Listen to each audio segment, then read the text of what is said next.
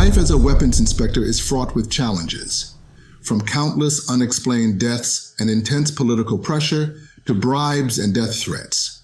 It's no wonder that, across the galaxy, this role ranks among the highest-paying yet most perilous jobs. However, for Ragnar Thorne, it's the thrill of the job that keeps him going. For over 2 centuries, he has served as a weapons inspector for the Galactic Compact, relishing not only the work itself, but also the vast network of contacts it brings. Throughout his tenure, Ragnar has kept a vigilant eye on the galaxy's myriad species, ensuring they adhere to galactic laws. Today, he faces a particularly notorious group, the humans. Known not for malfeasance or danger, but for their uncanny ability to develop staggeringly powerful superweapons that skirt existing laws. Humans are a unique challenge for any inspector. Each year, their scientists and engineers unveil astonishingly advanced blueprints and prototypes capable of obliterating entire star systems. As Ragnar rises from his bed and stretches, today feels different. After a quick shower and meticulous grooming of his mandibles, he dons his most formal attire. Belonging to the Radari, a species closely resembling humans, Ragnar often finds himself inspecting human-controlled shipyards and fleets. Today's agenda includes a visit to the Terran government shipyard orbiting Earth, a notorious hub for groundbreaking yet potentially law-bending technology. With each inspection at this particular shipyard, a new superweapon cleverly veiled within legal loopholes tends to surface. After checking his gear one last time, Ragnar leaves his hotel and boards a black car destined for Cape Canaveral's space elevator. The 10-minute ascent into space precedes a shuttle ride to the massive space station that houses today's work. "Welcome back, Ragnar. Always a pleasure, though I fear your visit might be in vain today," greets Fleet Admiral Green, his smirk betraying a hint of mischief. "This station has ceased all weapon production." "Come now, Green. In the 120 years I've known you, you've never truly stopped your armaments work. Lead me to your testing grounds," Ragnar counters with a knowing smile. "We've actually converted those into public spaces. How about I treat you to a burger instead? After you've seen our latest project, of course," Admiral Green proposes, leading the way to what was once a testing area. "Out of curiosity, Admiral, what exactly are you producing now?" Ragnar inquires as they walk. Green pauses, searching for the right words. "We've switched to Singularity Waste Heat Disposers. Our ships now run on Kugelblitz energy generators, essentially artificial black holes, perfectly safe unless you touch them."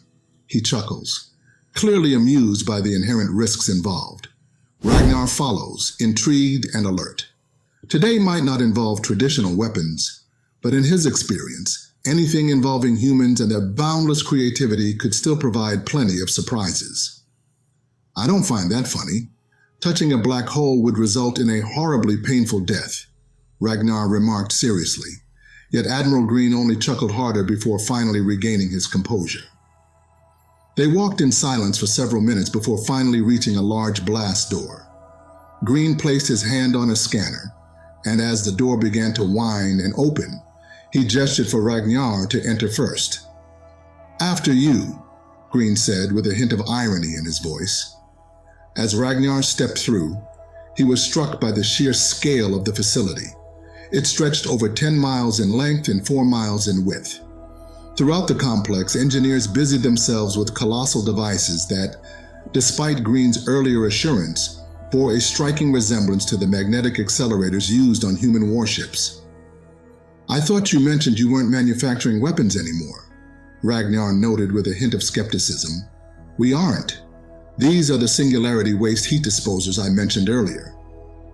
"Why do they look exactly like your spinal mount weapons then?" "We need to dissipate heat from the Singularity containment field swiftly, about 99% the speed of light. These devices heat up extremely quickly, and we can't risk overheating," Green explained, his tone mixing pride with a hint of defensiveness. 99% the speed of light? How is that not classified as a weapon?" "It isn't designed as one," Green replied smoothly. "How destructive is it? Let me show you." He signaled to a technician named Jenkins to prepare a test and to lower the radiation shielding. As Jenkins gave a thumbs up and pressed a few buttons at his station, Green continued. All personnel, evacuate the work floor. Live testing will commence shortly. Workers scattered, each darting into lead-shielded safety compartments as a massive blast door began to close in front of Ragnar and Green. A young scientist handed them protective goggles. After 30 seconds, the door sealed completely and they moved to a small viewing port.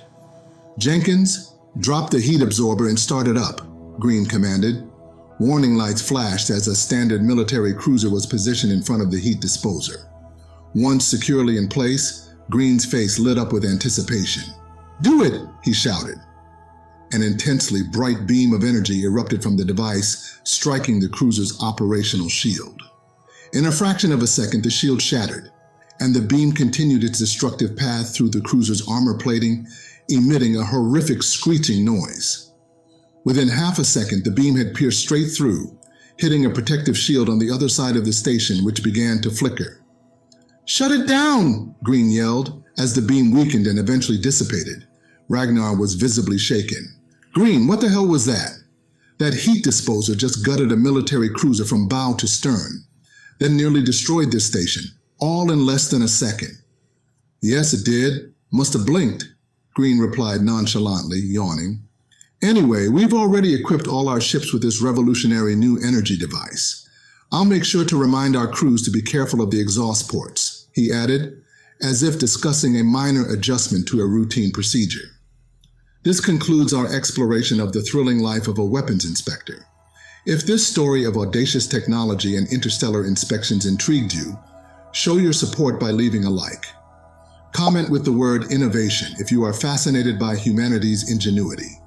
And don't forget to subscribe if you love tales of daring and discovery. Your engagement fuels our passion to share more extraordinary stories. Thank you for joining us on this cosmic adventure.